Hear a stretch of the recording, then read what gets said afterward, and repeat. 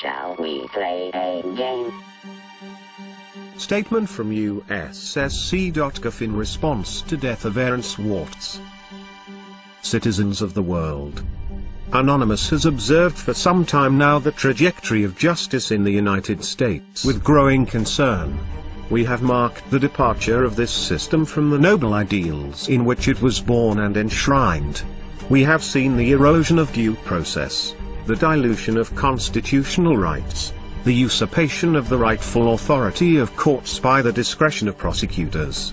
We have seen how the law is wielded less and less to uphold justice, and more to exercise control, authority and power in the interests of oppression or personal gain. We have been watching, and waiting. 2 weeks ago today, a line was crossed. 2 weeks ago today, Aaron Swartz was killed. Killed because he faced an impossible choice. Killed because he was forced into playing a game he could not win, a twisted and distorted perversion of justice, a game where the only winning move was not to play. Anonymous immediately convened an emergency council to discuss our response to this tragedy.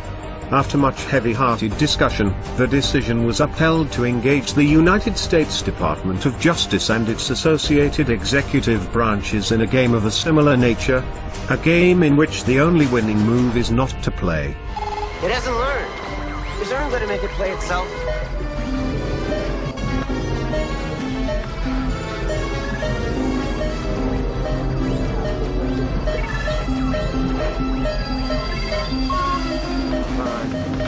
Learn, goddammit.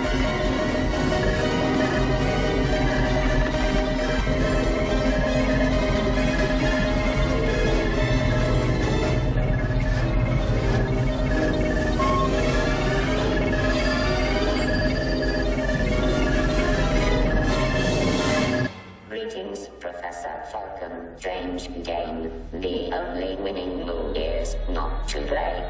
How about a nice game of chess?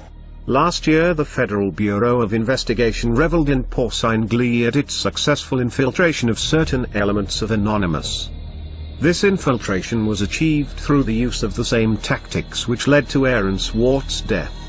It would not have been possible were it not for the power of federal prosecutors to thoroughly destroy the lives of any hacktivists they apprehend through the very real threat of highly disproportionate sentencing. As a result of the FBI's infiltration and entrapment tactics, several more of our brethren now face similar disproportionate persecution. The balance of their lives hanging on the severely skewed scales of a broken justice system. We have felt within our hearts a burning rage in reaction to these events, but we have not allowed ourselves to be drawn into a foolish and premature response. We have bidden our time, operating in the shadows, adapting our tactics and honing our abilities. We have allowed the FBI and its masters in government, both the puppet and the shadow government that controls it, to believe they had struck a crippling blow to our infrastructure, that they had demoralized us, paralyzed us with paranoia and fear. We have held our tongue and waited. With Aaron's death we can wait no longer. The time has come to show the United States Department of Justice and its affiliates the true meaning of infiltration. The time has come to give this system a taste of its own medicine. The time has come for them to feel the helplessness and fear that comes with being forced into a game where the odds are stacked against them. This website was chosen due to the symbolic nature of its purpose. The federal sentencing guidelines, which enable prosecutors to cheat citizens of their constitutionally guaranteed right to a fair trial by a jury of their peers. The federal sentencing guidelines, which are in clear violation of the 8th Amendment protection against cruel and unusual punishments. This website was also chosen due to the nature of its visitors. It is far from the only government asset we control, and we have exercised such control for quite some time. There has been a lot fuss recently in the technological media regarding such operations as Red October, the widespread use of vulnerable browsers and the availability of zero-day exploits for these browsers and their plugins. None of this comes of course as any surprise to us, but it is perhaps good that those within the information security industry are making the extent of these threats more widely understood.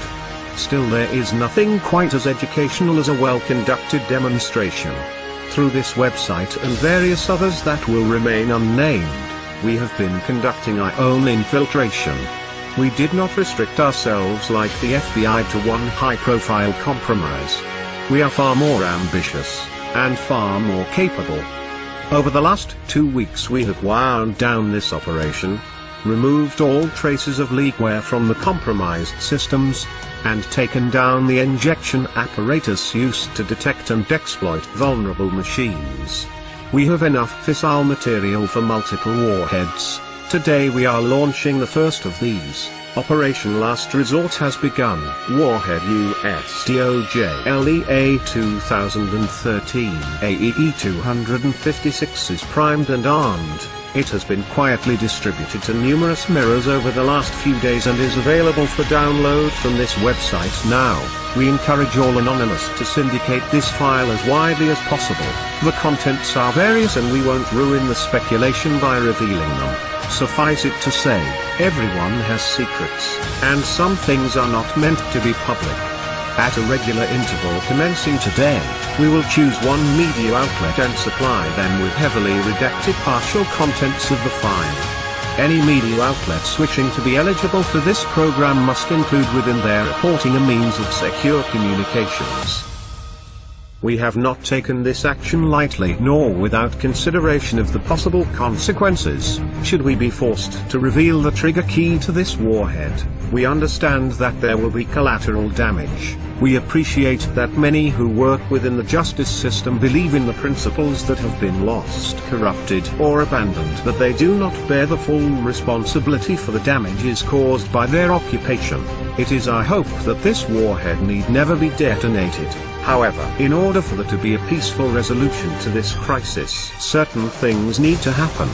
There must be reform of outdated and poorly envisioned legislation written to be so broadly applied as to make a felony crime out of violation of terms of service, creating in effect vast swathes of crimes and allowing for selective punishment. There must be reform of mandatory minimum sentencing.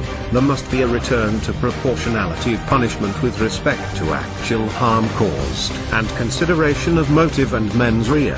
The inalienable right to a presumption of innocence and the recourse to trial and possibility of exoneration must be returned to its sacred status and not gambled away by pre-trial bargaining in the face of overwhelming sentences, unaffordable justice and disfavorable odds. Laws must be upheld unselectively and not used as a weapon of government to make examples of those it deems threatening to its power.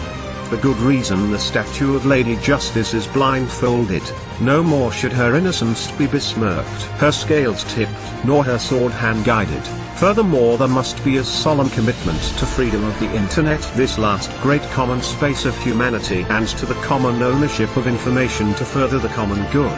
We do not expect to be negotiated with, we do not desire to be negotiated with. We understand that due to the actions we take, we exclude ourselves from the system within which solutions are found. There are others who serve that purpose. People far more respectable than us. People whose voices emerge from the light and not the shadows. These voices are already making clear the reforms that have been necessary for some time and are outright required now. It is these people that the justice system, the government, and law enforcement must engage with. Their voices are already ringing strong with a chorus of determined resolution. We demand only that this chorus is not ignored. We demand the government does not make the mistake of hoping that time will dampen its ringing, that they can ride out this wave of determination, that business as usual can continue after a sufficient period of lip service and back-patting. Not this time. This time there will be change, or there will be chaos.